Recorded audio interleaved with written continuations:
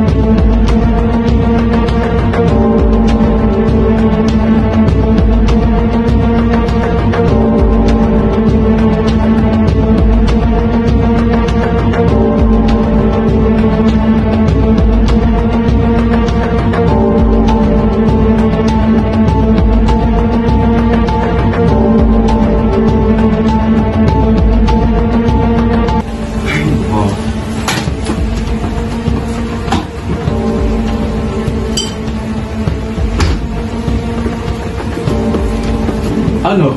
Puro ka na ng cellphone? Higa ka na ng higa dyan? Wala ka nang ginawa kundi mag-cellphone? Ha? Anong gagawin sa buhay mo? Ganyan ka lang? Hindi ka magtatrabaho? Puro ka sugal? Ha? Anong pagkain? Nagluluto ka pa lang, ha? Bakit? Hindi ba ako napapagod? Ako din naman napapagod din naman ako. Galing akong trabaho, tas ikaw ngayon pa para magluluto?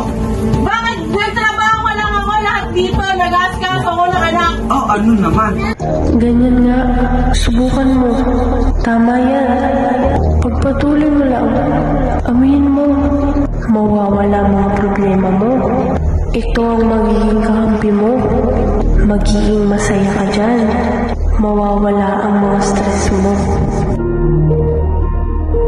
Ivan? Ivan? Ano ba? Hindi ka na naman sumasagot. Ano bang ginagawa mo? Ivan? Ivan? Anong ginagawa mo? Pinalaki kita na maayos. Bakit ka nag-aadik? Lahat tayo may pangarap. Lahat tayo may hinahangal ng magandang bukas. Maging profesional, makatulong sa pamilya, o simpleng magkaroon ng masayang buhay.